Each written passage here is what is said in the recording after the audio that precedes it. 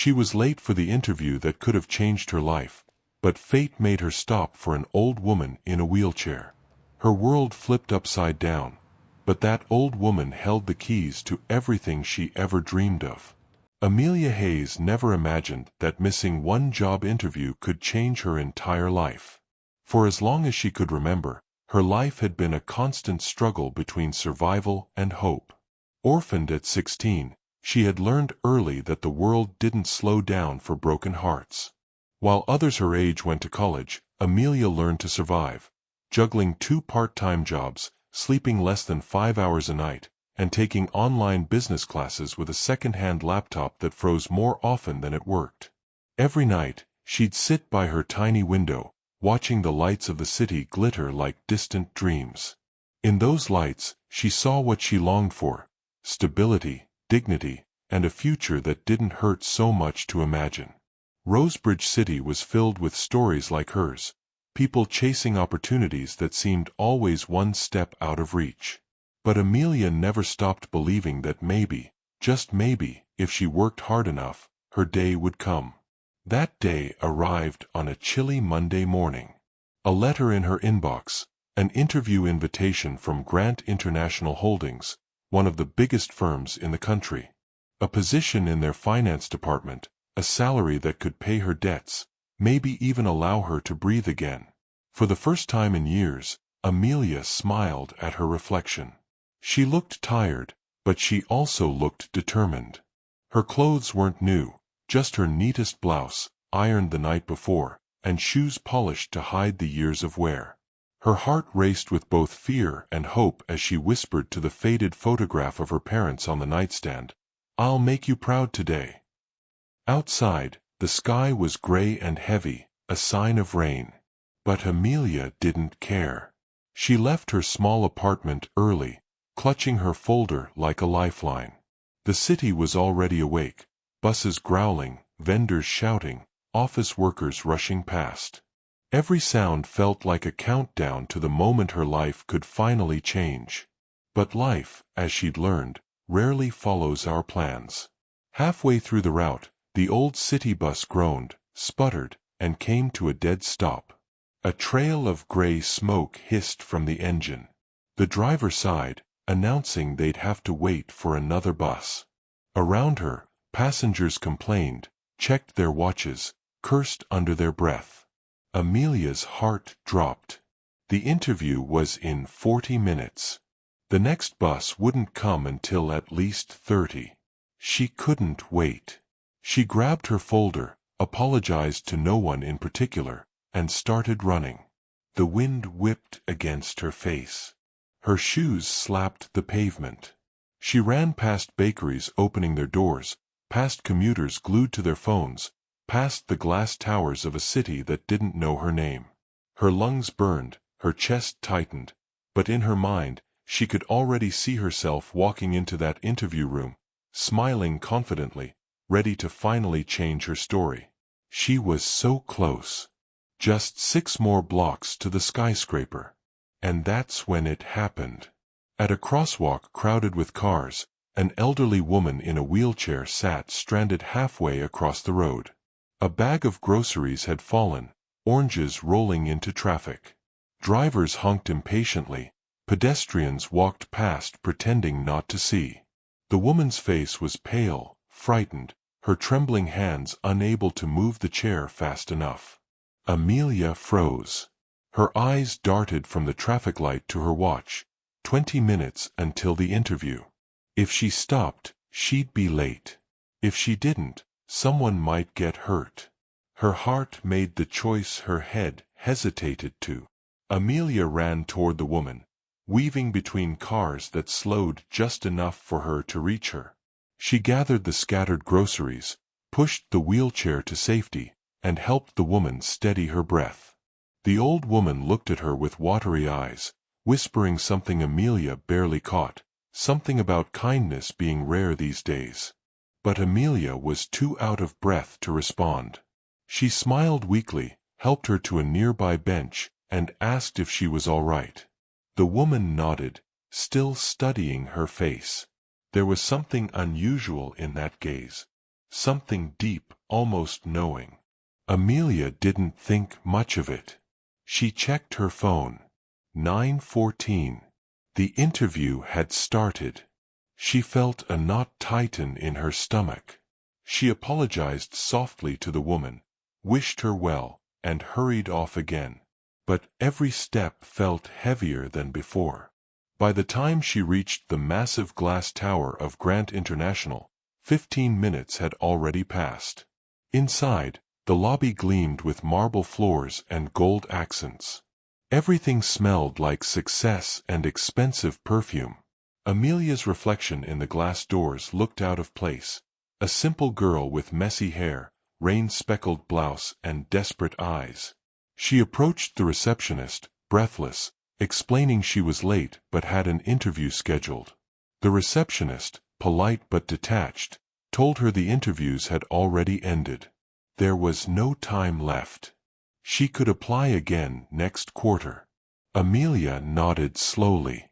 She tried to explain about the bus, about the old woman, but the receptionist's eyes said what the words didn't. Excuses never win opportunities. Outside the tower, Amelia sat on the cold steps, her folder still clutched in her hands. The city rushed around her, indifferent. She had done the right thing, but the right thing hadn't rewarded her. Not yet. Rain began to fall softly, the kind that soaks your clothes but not enough to make you move. She let it wash over her. Somewhere inside, disappointment whispered cruel things. You'll never make it. You had your chance. But another voice, quieter, fought back. You did the right thing. That night, Amelia lay awake staring at the ceiling. The old woman's face kept appearing in her mind, those kind eyes, that faint smile. Who was she? Why did it feel like meeting her meant something? Morning came, heavy and gray again. Amelia dragged herself out of bed, ready to face another day of job boards and rejection emails. But as she sipped her instant coffee, her phone rang. The number was unfamiliar. When she answered, a formal voice spoke. Good morning, Miss Hayes. This is Grant International Holdings. Mrs. Eleanor Grant would like to meet you in person today at 2 o'clock. Amelia froze. Mrs. Eleanor Grant? The name was legendary. The founder of the company, one of the most respected figures in the business world. Her heart raced. How could the owner of the firm know her name? At exactly 2 o'clock, a black limousine stopped in front of her building. Neighbors peeked through windows as a driver stepped out, calling her name. Amelia hesitated before climbing in, the scent of leather and luxury filling the air. The city outside blurred as the car rolled past streets she'd only ever walked. When the gates opened to the Grant estate, she felt like she had stepped into another universe. Manicured gardens, marble fountains, tall glass walls reflecting sunlight. It was a world that belonged to people who never worried about rent or second-hand shoes.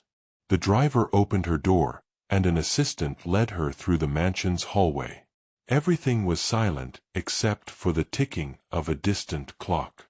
And there, seated in a sunlit room surrounded by flowers, was the same elderly woman from the street.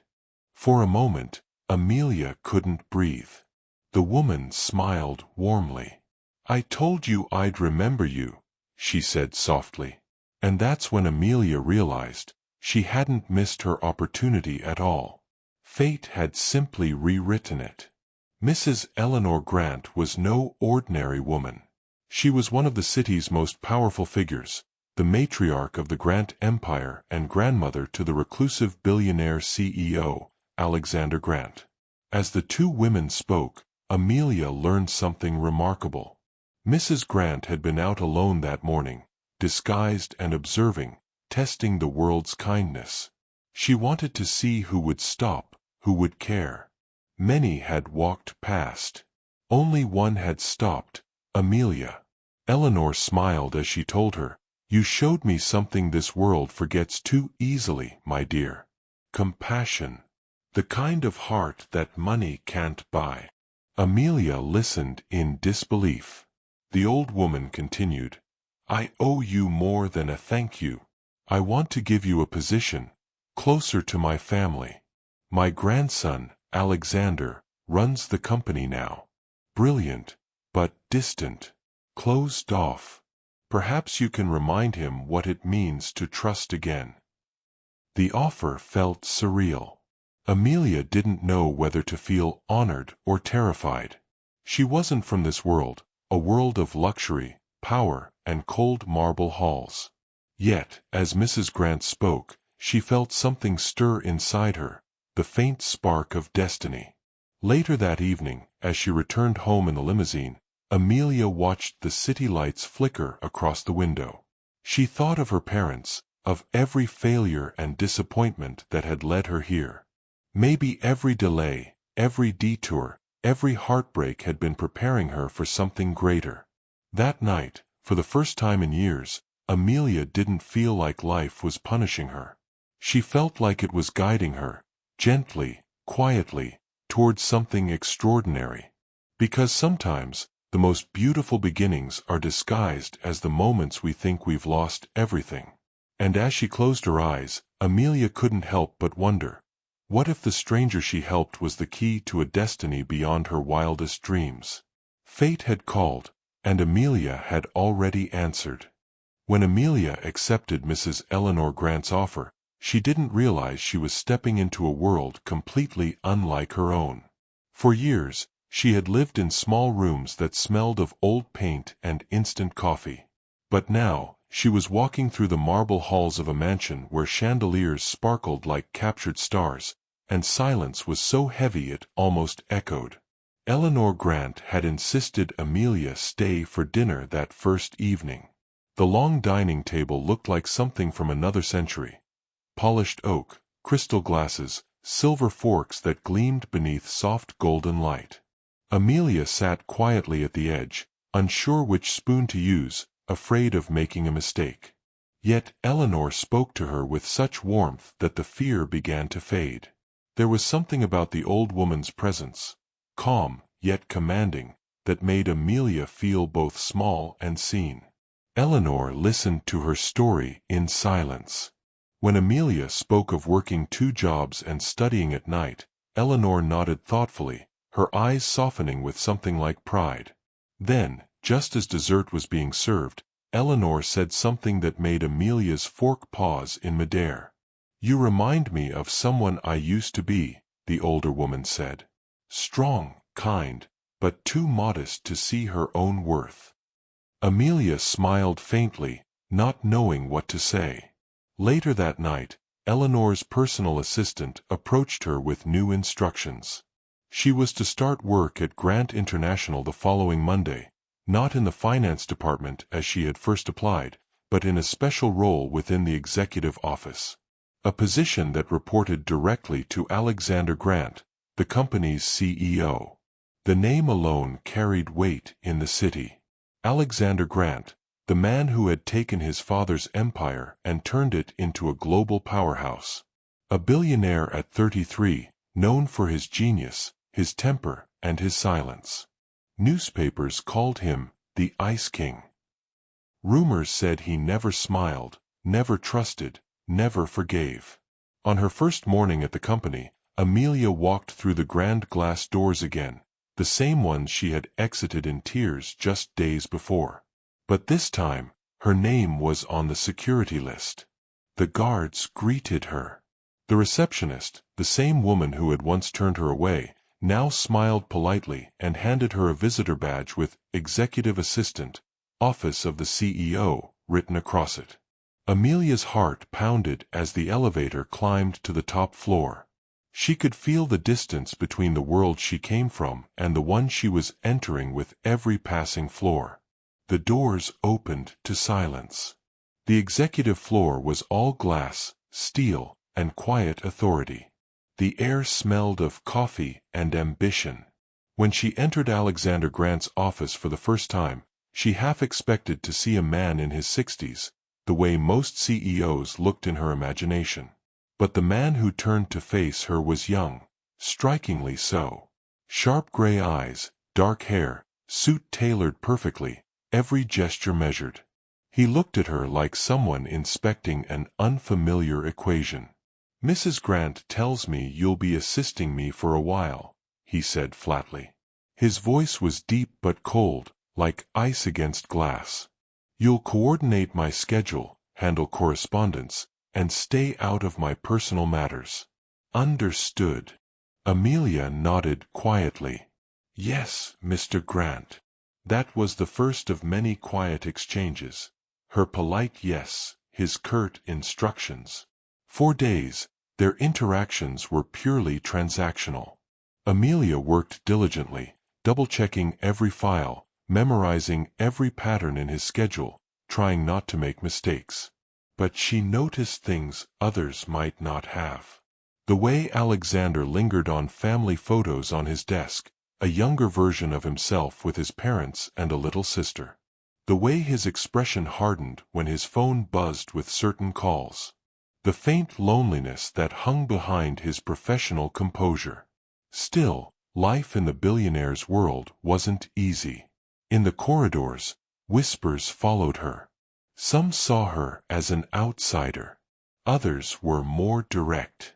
One woman from the executive team, Vanessa, elegant and sharp-tongued, seemed particularly determined to make her feel small.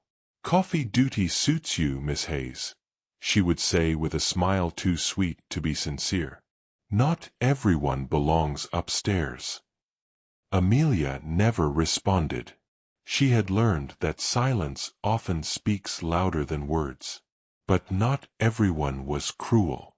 The company's older secretary, Mrs. Kent, took a liking to her. "You've got a good heart, dear," she said one afternoon. "Just keep your head down. The Grants are complicated." And they were. Amelia quickly learned how deeply grief had shaped the family. Alexander's parents and sister had died in a tragic car accident years ago. Eleanor had survived, but the loss had turned Alexander's warmth into walls. Since then, he had lived for business alone, keeping everyone, even his grandmother, at arm's length. Eleanor, however, was determined to change that. One evening, as Amelia was about to leave the office, Eleanor appeared at the door, elegant as always. "Going home already?" she asked kindly. Amelia smiled. "Tired. Just finishing up, Mrs. Grant." Eleanor looked around the office, then said softly, "You've done well, my dear. Alexander doesn't say much, but I've seen him notice your work. And that's rare." Amelia blushed slightly, unsure how to respond. The older woman studied her for a long moment, then spoke with quiet intent. "He's lost faith in people, Amelia. He thinks everyone wants something from him. But I see something in you, something he needs to remember." Amelia didn't understand then, but those words stayed with her. The following weeks blurred into long days and quiet nights. Alexander began to speak to her more, short questions at first, then genuine conversations. He would occasionally ask for her opinion on minor decisions, something he never did with others. Once, he caught her sketching on a notepad during lunch, an idea for reorganizing the department's workflow. Instead of dismissing it, he looked intrigued. "You think this would work?" he asked. Amelia hesitated, but explained her reasoning. To her surprise, he implemented it. The system saved hours in processing time. From that day on, he began to see her differently. Not just as an assistant, but as someone with ideas worth listening to. Still, not everyone was happy about her growing presence. Vanessa, the same woman who had mocked her, started spreading rumors. She whispered to others that Amelia was using Eleanor's pity to climb the ranks. Some even said she was after Alexander's attention. One afternoon, Vanessa accidentally spilled coffee over an important file Amelia had prepared for a board meeting. When Alexander discovered the missing report, Vanessa tried to shift the blame onto her. For a brief, painful moment, Amelia thought she would lose everything. But then Alexander defended her. "She's the most efficient person on this floor," he said simply, before dismissing Vanessa's excuse. That small moment of validation, so unexpected, so quiet, felt like sunlight after months of rain. Despite the growing connection, Amelia still felt like a visitor in his world. She saw how people looked at her, the poor girl from nowhere, the charity case under the billionaire's roof.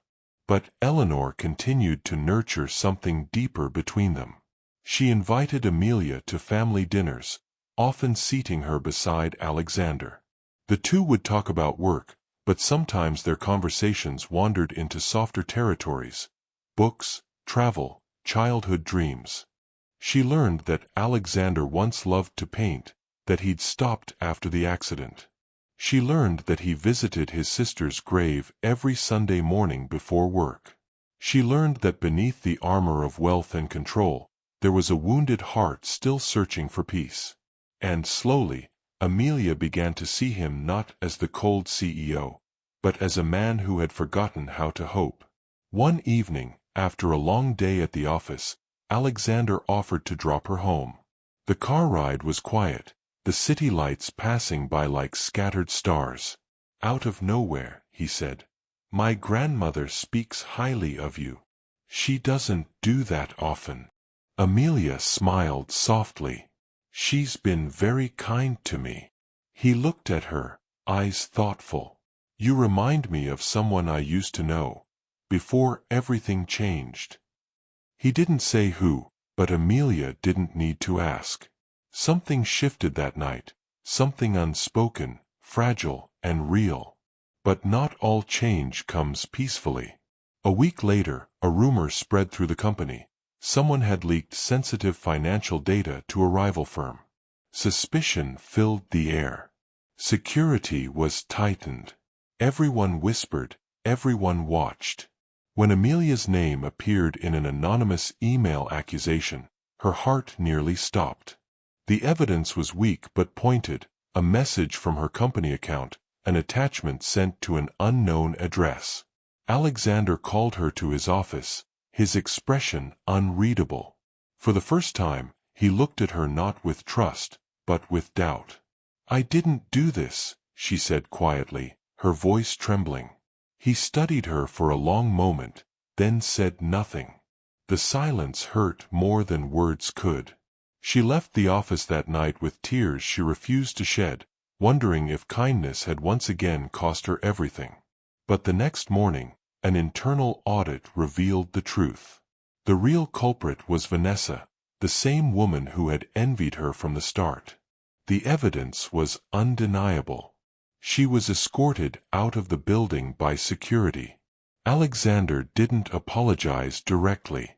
Instead, he simply said, "You were right," and handed her a new access badge, one that gave her direct authorization to manage confidential projects.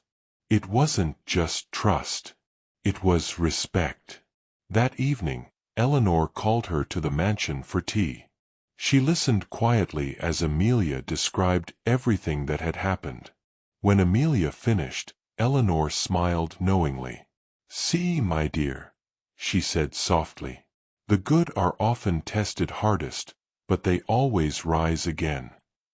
Then, leaning forward, her eyes glimmering with a kind of mischief only age can carry, she added, "And one day soon, you'll see that some tests aren't just about business, but about the heart."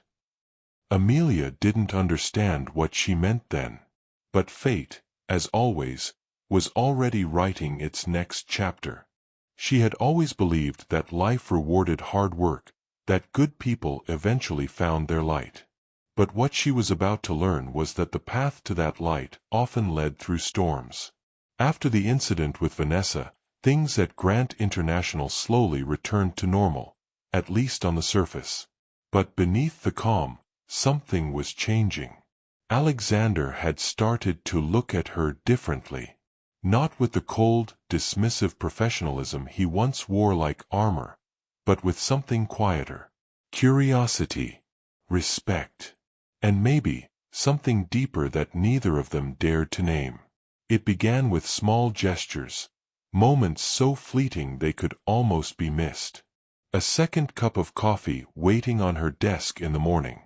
A soft thank you after long meetings. A shared smile when their eyes met over piles of paperwork. For the first time in years, Alexander seemed human again. And for the first time in her life, Amelia felt seen not for what she lacked, but for who she was. But every beginning carries its shadows. The closer they grew, the more the world around them noticed. Whispers returned, crueler this time, laced with envy. Some employees said she had bewitched the boss. Others claimed she was just another gold digger waiting for her moment. Amelia ignored them, as she always did. But inside, the words stung. Because no matter how hard she worked, how much she proved herself, there was still that invisible line, the one dividing her world from his. One night, as she was organizing files in his office, Alexander found her staring absently out the window. The city lights shimmered below like scattered jewels. "You're quiet tonight," he said softly. Amelia hesitated, then asked, "Do you ever feel like, no matter how far you go, people only see where you came from?" Alexander's expression changed. Something flickered behind his eyes, something unguarded. "All the time," he admitted. Then, after a pause, he added, "That's why I stopped trying to make them understand."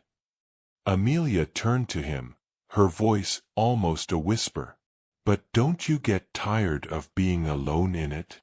He looked at her then, really looked, and for a fleeting moment, the Ice King melted. Over the next few weeks, Alexander began to include Amelia in meetings, introducing her to partners and clients. Her insights impressed everyone. Slowly, she was no longer seen as an outsider, but as part of the core team. Yet, the higher she rose, the more she felt the weight of something unspoken between them. An invisible thread pulling tighter with every glance, every conversation that lingered too long. Until one evening, it finally snapped. They were working late on a major presentation, the office empty and quiet except for the hum of the city outside. Amelia was sitting across from him, reviewing data on her laptop, when a sudden thunderstorm rolled in, rain beating hard against the windows. The lights flickered once, then went out. She laughed softly, startled. "Looks like the universe wants us to take a break." In the glow of the emergency lights, Alexander looked different, softer, almost vulnerable. He leaned back, eyes on her. "You know," he said quietly, "it's been a long time since I trusted anyone like this." Amelia froze, her heart racing. "You don't have to say that. I'm not saying it because I have to." His voice was steady, but there was an ache in it. "You've changed things here, Amelia. You've changed me." The air between them felt electric, not just from the storm, but from something that had been waiting, quietly growing between them for months. But before either of them could say more, his phone buzzed. The moment shattered. He glanced at the screen, a message from his grandmother. He sighed. "She's asking for you." Amelia blinked. "For me?" He nodded. "She says it's important." When Amelia arrived at the mansion later that night, Eleanor Grant was sitting by the fireplace, her silver hair glowing in the warm light. "Sit, my dear," she said gently. Amelia did. The old woman smiled, but there was something knowing in her eyes. "You've done more for Alexander than anyone else has in years. I can see the change in him, the light returning." Amelia blushed. "I just did my job." Eleanor shook her head softly. "No, my dear. You reminded him what it means to feel." Then, without warning, she leaned forward. "There's something I must tell you. Something you deserve to know." Amelia's heart quickened. Eleanor took a deep breath. When you helped me that day on the street, when you missed your interview, it wasn't an accident. I was looking for something, for someone." Amelia frowned, confused. Looking for someone? Yes. Eleanor's gaze softened. Someone pure-hearted. Someone who could bring my grandson back to life, not through wealth or ambition, but through kindness. And that day, when you helped me, I knew I had found her. The words hit like a storm.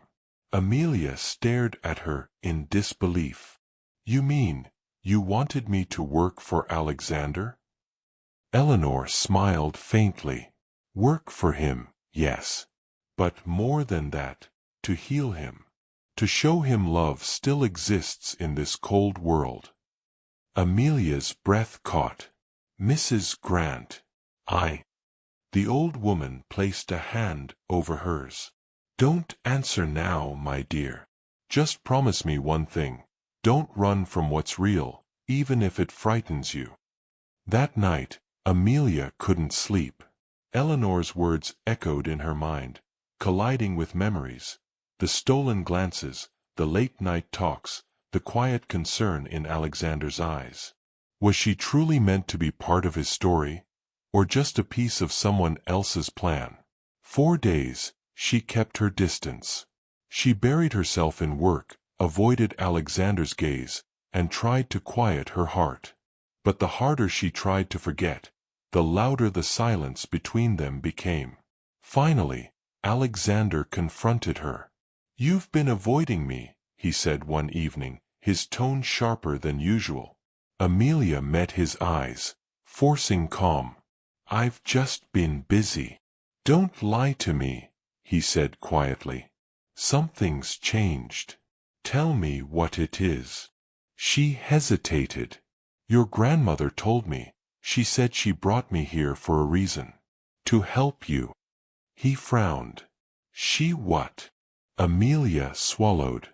"I didn't mean to. I didn't know. But I can't stay if this was just some plan." "Amelia." His voice softened.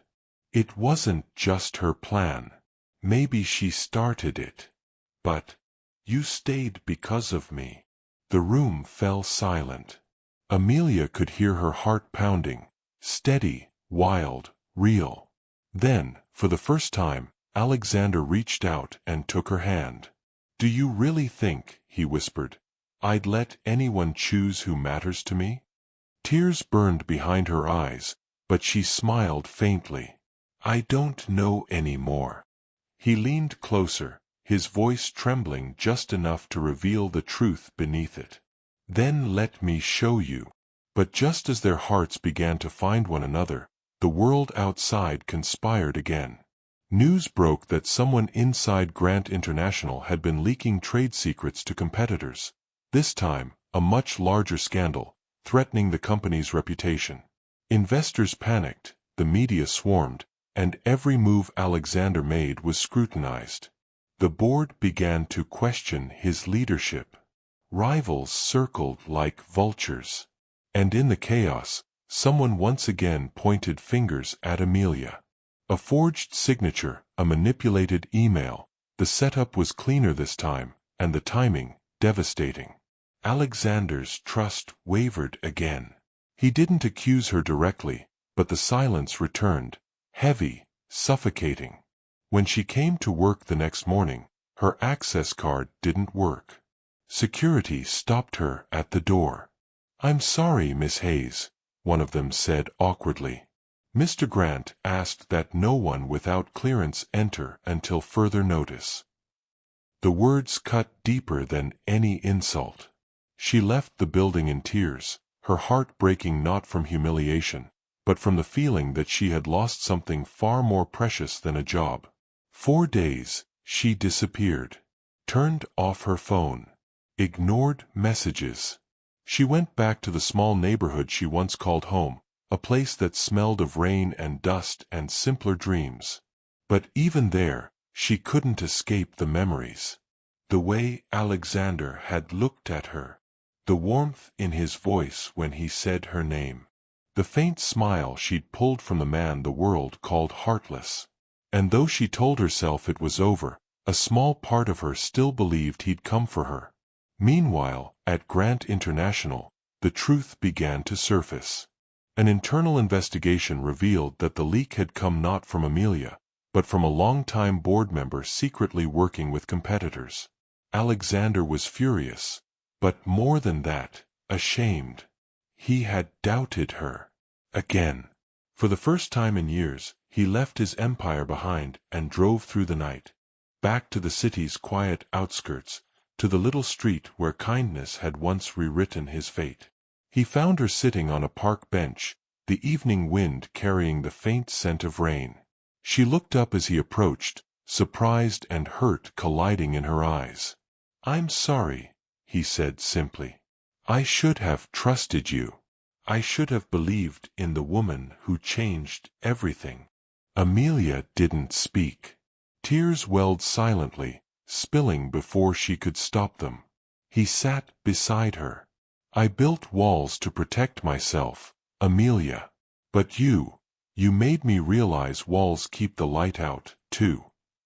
She turned to him, voice trembling. "And what now, Alexander? What happens when the light hurts too much?" He smiled sadly. "Then you hold on until it stops hurting." And for the first time, Amelia let herself believe that maybe, just maybe, it would. You know, sometimes, life gives us peace only to test if we truly deserve it. For Amelia and Alexander, peace came quietly, through shared mornings, late-night talks, and the gentle rhythm of two wounded hearts learning to heal together. After that night in the park, Alexander insisted Amelia return to Grant International, not as an assistant, but as his partner. Her name was added to key projects. Her ideas shaped boardroom decisions. And slowly, the company, and Alexander himself, began to transform. But just when the world began to smile on them, fate whispered again, reminding them that every story of love must face its reckoning. It started with whispers, again. Only this time, they came from within the family. Eleanor's health had begun to decline, and though she smiled through her pain, the vultures had started to circle. Alexander's cousin, Lydia Grant, returned from Europe after years of silence, elegant, sharp-tongued, and hungry for control. She made her entrance like a storm cloaked in perfume, charming everyone with her perfect smile, yet leaving tension in her wake. At the first family dinner, she kissed Eleanor's cheek and turned to Alexander with a smirk. "So," she said sweetly, "this is the girl who has the entire boardroom talking." Amelia smiled politely. "I'm honored to meet you." "Oh, I'm sure you are," Lydia replied, voice dripping in sugar and venom. "Tell me, Amelia, what's your secret? How does one climb from obscurity to the penthouse so quickly?" The table fell silent. Even Alexander froze, unsure whether to intervene. But before he could speak, Amelia did. "By working hard," she said quietly. "And by helping people when they need it, even if it means being late for something important." Eleanor chuckled softly, pride glowing in her tired eyes. Lydia, however, only smiled wider. "Well," she said, raising her glass, "here's to your good timing." The following weeks were filled with unease. Lydia began showing up at the company, claiming she wanted to help out as Eleanor rested. In reality, she was digging through records, files, and gossip. She spoke to employees behind closed doors, spread subtle rumors, and slowly began to poison minds. And when the time came for the board to discuss succession, the transition of power after Eleanor's retirement, Lydia struck.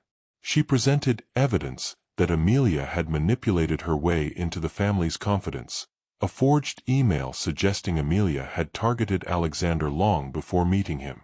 The boardroom fell into chaos. Cameras flashed outside the building, reporters swarmed the lobby, and within hours, headlines screamed across the city. Grant heir's fiancé exposed. Poor girl's secret plot for fortune? Amelia's world collapsed overnight. She sat alone in her apartment that night, the one Alexander had once filled with flowers, her phone buzzing endlessly with messages she couldn't bear to read. Tears blurred the screen as she stared at the headlines, the lies, the comments. Each word felt like a knife, twisting the story of her kindness into something cruel and greedy. When Alexander arrived, she didn't even look up. "You should go," she said softly. He stopped in the doorway. "Amelia, they'll destroy you if you stay with me," she whispered. "You've worked your whole life for that company.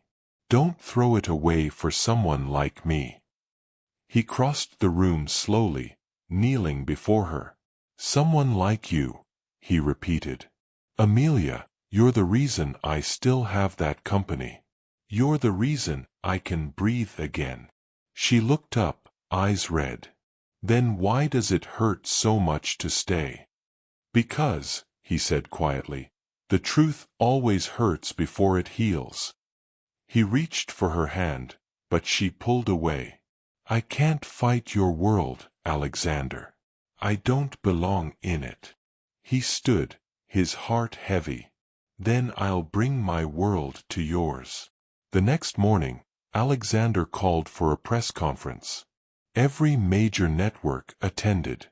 Reporters filled the grand hall of Grant International, expecting a scandal, a confession, or maybe both. Amelia wasn't there. She couldn't bear to face them again. But Eleanor was. Frail, pale, but strong enough to sit in the front row. When Alexander walked to the podium, the room buzzed with questions. He raised his hand, silencing them. "There's been a lot said about Amelia Hayes," he began. "About who she is, and why she's here. So let me tell you who she really is." He paused, his voice steady but thick with emotion. "She's the woman who helped my grandmother when no one else would. The woman who taught me that kindness isn't weakness. The woman who saved this company, not with money, but with her heart." The cameras clicked, reporters whispered. He looked directly into the flashing lights. "If you think she doesn't belong here because she wasn't born rich, then maybe it's this world that doesn't belong to her." A hush fell over the room. And in that silence, Eleanor Grant rose from her seat.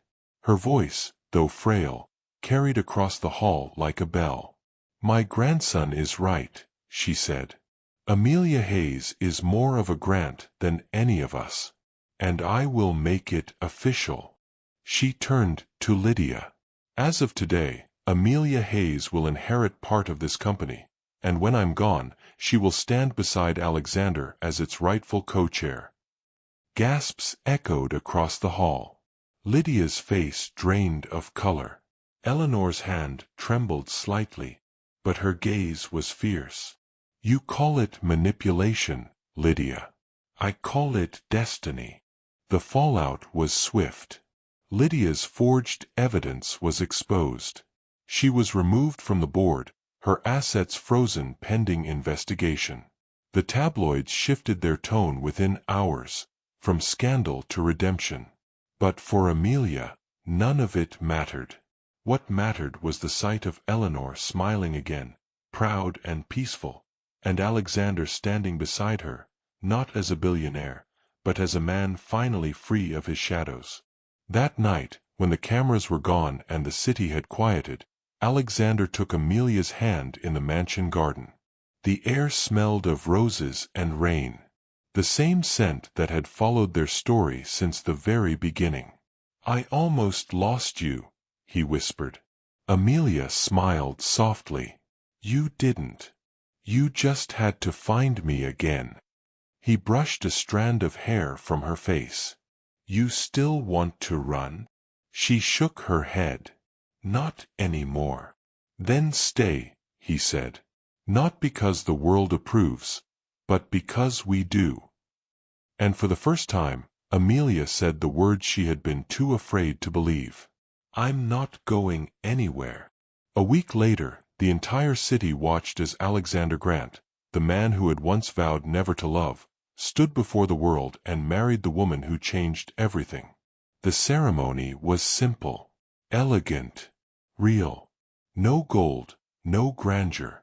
Just two souls, finally at peace. Eleanor smiled from her chair, tears in her eyes as she watched them exchange vows beneath the garden arch. She had lived long enough to see her wish come true, to see love bloom where power once ruled. And as Alexander kissed his bride, the crowd erupted in applause, but all Amelia could hear was the soft whisper of fate, the same voice that had spoken to her that morning long ago, when she stopped to help a stranger cross the street. That night, after the guests were gone and the mansion lay quiet under a velvet sky, Amelia stood alone by the window, looking out over the city lights. She thought about everything that had happened, every trial, every tear, every small miracle that had led her here. Alexander walked up behind her, wrapping his arms around her waist. "Penny for your thoughts," he murmured. She smiled faintly. "Just thinking about how strange it all is. How one missed interview became a whole new life." He kissed her hair. "Maybe that's how destiny works. It doesn't knock, it detours." Amelia turned in his arms, her eyes shimmering in the soft light. "And you were worth every detour." Months passed after the wedding. The mansion, once filled with tension and silence, now echoed with laughter, music, and the scent of home-cooked meals. The staff adored Amelia, not because she was now Mrs. Grant, but because she treated everyone as equals. She often joined them in the kitchen, apron over her elegant dress, tasting soups and sharing stories. And when Alexander teased her for playing chef in a billionaire's house, she'd simply smile and say, "Kindness doesn't change when the view does." He loved her for that, for never letting the world rewrite who she was. Eleanor Grant lived long enough to see her grandson and Amelia take the company to new heights. Under their shared leadership, Grant International became more than a symbol of power, it became a movement of purpose. They created charitable foundations for education, housing, and medical care, all in Amelia's name, though she never asked for it. When reporters once asked Alexander why he dedicated so much to philanthropy, he answered simply, "Because someone once taught me that the richest people are those who can still stop and help." Eleanor smiled when she heard that. And one quiet morning, she left the world as peacefully as she had lived, with Amelia's hand in hers, whispering, "You did it, my dear. You made him whole again." Her passing was gentle, but it left a silence that even the city lights couldn't fill. Time moved on, and in the stillness of grief, Amelia found herself stronger than she'd ever been. There were moments when she'd walk through the garden Eleanor had loved so much, and remember the old woman's words, "Don't run from what's real, even if it frightens you." She finally understood what that meant. Real love wasn't about perfection, or wealth, or even destiny. It was about choice. Choosing to care again and again, even when it hurts. And that's what she and Alexander did. 2 years later, the Grant mansion echoed with a different kind of laughter. The soft coos of a baby girl named Grace Eleanor Grant, born on a rainy afternoon that mirrored the day Amelia missed her interview. Alexander had held their daughter in his arms, awe in his eyes, and whispered, "She has your kindness." Amelia smiled through tears. "And your stubbornness." They laughed then, the sound of two people who had learned that miracles don't appear in grand gestures, but in moments like these, small, ordinary, and perfect. One evening, as the city lights flickered below the hill, Amelia sat by the window, cradling Grace in her arms. The baby's tiny hand curled around her finger, and Amelia whispered softly, "Do you know how it all began, my little one?" Alexander stood behind her, smiling as he listened. "She missed her interview," he said playfully. Amelia laughed. "Yes, she did. Because sometimes, missing what you think you want, leads you exactly where you're meant to be. Grace stirred, her soft breath syncing with the rhythm of the rain outside. And for a moment, the world felt still, like fate itself was smiling. As the years passed, the story of Amelia Hayes became something of a legend, whispered in offices, schools, and homes. They called her the girl who chose kindness. But Amelia never saw herself that way. Whenever someone thanked her, she'd just smile and say, "I didn't do anything special. I just didn't look away." And that was the truth. Because while others had rushed past the woman in the wheelchair, chasing their own dreams, Amelia had stopped, and in doing so, she found hers. On their 10th anniversary, Alexander surprised her with a trip back to that same crosswalk, the one where everything had begun. The city had changed, brighter, louder, faster, but to Amelia, it felt exactly the same. They stood there hand in hand, watching the traffic rush by, and Alexander said softly, "If you could go back to that morning, would you still stop?" Amelia smiled, eyes glistening. "Every time." He pulled her close, his voice barely above a whisper. "Then thank you for saving me when I didn't even know I needed saving." And as they crossed the street together, under the same gray sky that had once held their fate, the world seemed to pause, as if it, too, remembered the moment everything changed. In a world that often measures success by wealth and power, it's easy to forget that the greatest fortunes are born from compassion. Amelia Hayes didn't become rich because she married a billionaire. She became rich because she never stopped believing in kindness, even when it cost her everything. And perhaps that's what true love really is.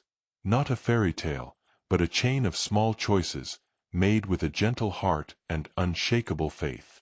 Sometimes, life reminds us that one act of kindness can change everything.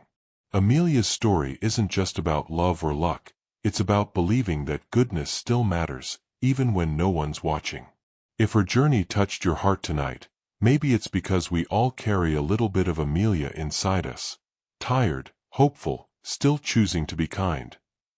This is the very first story on our channel, a place where we'll share tales of love, fate, and the miracles born from compassion. If you believe in stories that heal and inspire, please take a moment to like this video, subscribe, and turn on the notification bell, so you never miss the next story that might just change how you see the world. Thank you for being here, for listening, for feeling. Until next time, remember, even the smallest kindness can rewrite destiny.